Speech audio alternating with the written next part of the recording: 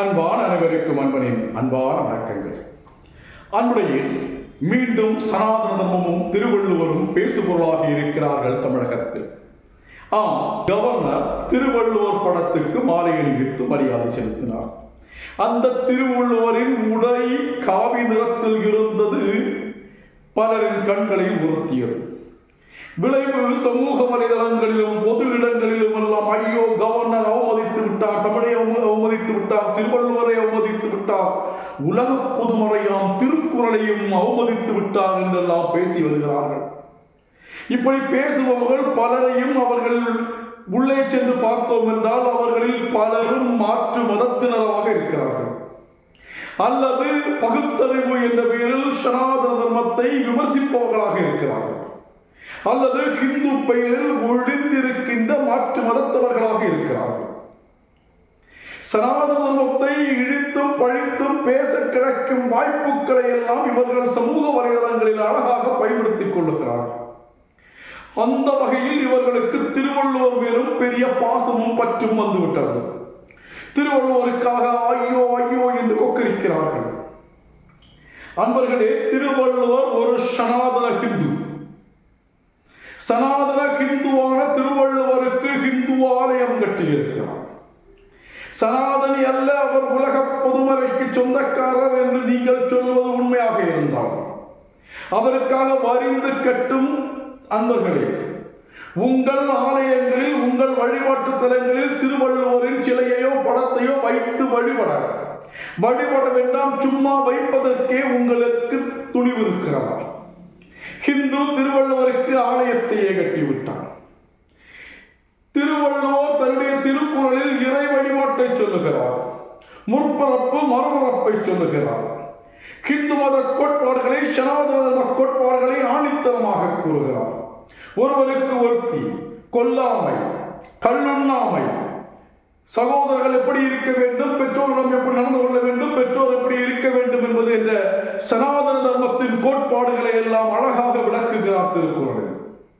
அவர்கள் சனாதனி அல்லாமல் வேறு என்ன என்று சொல்ல முடியும்? திடீரென்று கிளம்பிய சிலர் திருவள்ளுவர் சமண மதத்தைச் சேர்ந்தவர் என்கிறார்கள். சமண மதத்தில் மறுபரப்பு முற்பரப்பு எல்லாம் இருக்கிறதா, சொல்லப்பட்டிருக்கிறதா? திருவள்ளுவர் பல குறள்களில் மறுபரப்பை பற்றியும் முற்பரப்பு பற்றி எல்லாம் சொல்லி இருக்கிறாரே, அவர் எப்படி சமணராக முடியும்? அது சனாதன கோட்பாடு அல்லவா? திருவள்ளுவருக்கு காவி கொடுத்து விட்டார்கள். ஹிந்து துறவி, ஹிந்து ஞானி, சனாதனி, அவருக்கு காவி இல்லாமல் வேறு எதை அணிவிப்பார்கள்? இந்த தேசத்தின் கலாச்சாரத்தின் நிறம் காவி, தியாகத்தின் தூய்மையின் நிறம் காவி. அந்த தியாகத்தின் தூய்மையின் நிறமான, பாரத பண்பாட்டின் கலாச்சாரத்தின் நிறமான, தேசத்திற்காக தியாகம் செய்தவர்கள், தர்மத்திற்காக தியாகம் செய்தவர்கள் அணிந்த உடையான காவியை திருவள்ளுவருக்கு அணிவிப்பதில் யாருக்கு என்ன பிரச்சனை வந்தது? இலங்கையில் எல்லாம் திருவள்ளுவர் நெற்றியில் திருநீறுடன் காட்சி அளிக்கிறார். திருவள்ளுவர் ஆலயத்தில் வழிபாடு நடக்கிறது, திருவள்ளுவர் திருநீறுடன் காட்சி அளிக்கிறார். கழுத்தில் ஒரு திராட்சை கொட்டை அணிந்திருக்கிறார். அவர் சனாதனி அல்லாமல் வேறு என்ன என்று சொல்ல முடியும்? இப்போது உடனே சொல்லுகிறார்கள், புருஷார்த்தங்கள் என்று இருக்கிறது, தர்ம அர்த்த காம மோட்ச, அறம் பொருள் இன்பம் வீடு என்று 4 இருக்கிறது. வள்ளுவர் அதில் வீட்டை விட்டு விட்டார். வீடுதான் சனாதன கோட்பாடு. அதை விட்டுவிட்டு அறம் பொருள் இன்பம் என்ற 3 விஷயத்தை மட்டுமே சொல்லி இருக்கிறார். இதிலிருந்தே அவர் சனாதனி அல்ல என்பது புரிகிறது என்கிறார்கள். அன்பர்களே, சனாதன தர்மம் தெளிவாக சொல்லுகிறது, அறம் பொருள் இன்பம்.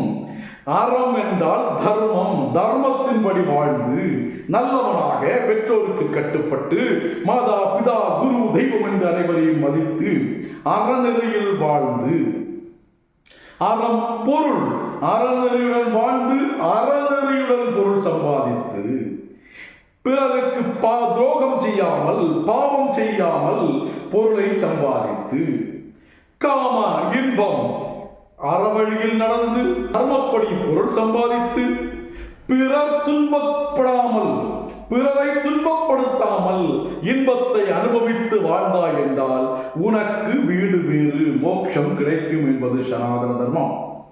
தர்ம அர்த்த காம மோட்ச தர்மப்படி வாழ்ந்து, நியாயப்படி பொருள் சேர்த்து, நியாயப்படி அடுத்தவர்களை துன்புறுத்தாமல் இன்பத்தை அனுபவித்து வாழ்ந்தால் இயல்பாக வருவது சொர்க்கம், வீடு பேரு. அதனால் அந்த வீடு பேரை சொல்ல வேண்டிய அவசியம் இல்லை. தர்ம அர்த்த காம ஆரம் பொருள் இன்பம் என்ற மூன்றை சொன்னாலே நான்காவது தானாக வந்துவிடும் என்ற போது நான்காவது எதற்கு சொல்ல வேண்டும்? ஆக திருவள்ளுவர் என்பவர் சனாதனி. பல குறள்களில் இறைவனை குறித்தும் சனாதன தர்மம் சொல்லுகின்ற கோட்பாடுகளை குறித்தும் கொல்லாமை குறித்தும் கள்ளுண்ணாமை குறித்தும் சிறப்பாக பேசியிருக்கிறார் திருவள்ளுவர். இன்று திருவள்ளுவரை தூக்கி பிடித்து பேசுகின்ற பலர் அவர் கூறிய கொல்லாமை என்ற கொள்கையை ஏற்க தயாராக இருக்கிறீர்களா? கள்ளுண்ணாமை என்ற அவருடைய கருத்தை நீங்கள் பின்பற்ற தயாராக இருக்கிறீர்களா? தங்கள் திருவிழா என்ற பெயரில், தங்கள் பண்டிகை என்ற பெயரில் ஆயிரக்கணக்கான உயிரினங்களை கொண்டு குவிப்பவர்கள் சமூக வலைதளங்களில் திருவள்ளுவரை ஆதரித்து பேசும்போது அவர் கொல்லாமை என்ற கொள்கை நீங்கள் பின்பற்றவில்லையே. ஆக திருவள்ளுவர் சொன்னது அனைத்துமே சனாதனம். திருவள்ளுவர் ஒரு சனாதன தர்மத்தை பரப்பியவர், சனாதன தர்மத்தை பின்பற்றியவர் அல்ல, அவர் சனாதன தர்மத்தை பரப்பியவர் என்பதே உண்மை. தொடர்வோம். உங்கள் கிரீஷ்.